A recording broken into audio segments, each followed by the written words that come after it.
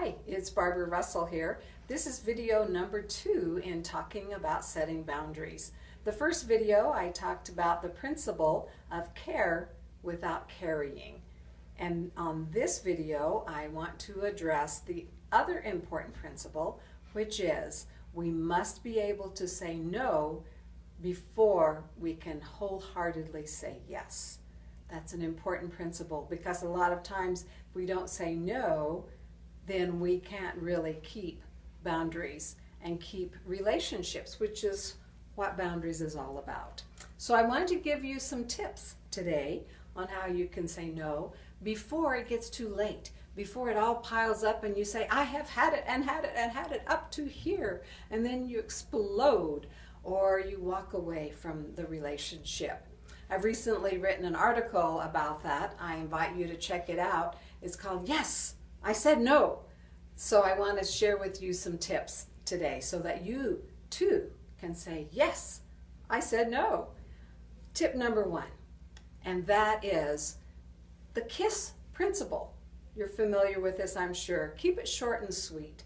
Whenever you say no, you don't want to offer a bunch of explanations, because let me assure you that the boundary breakers out there, they will just find any reason to shoot holes into your excuse. So whenever you say, I don't have time, I don't have money, it's too much on my plate, they're going to come right back with the reasons why it's not that expensive, it won't take that long, and you need to do this anyway. So you want to keep it short and sweet, like, I'm sorry, I would love to, but I can't. The second principle is the broken record technique. This goes right along with number 1 tool, because then you can keep saying the same thing over again. Because again, people, they want to have it the way that they want it. And when you keep saying, I'm sorry, I can't do that even though I would have loved to, because you've thought about it, you've planned, you've prepared, and you've practiced. Because let me assure you, you need to do that when you're setting boundaries.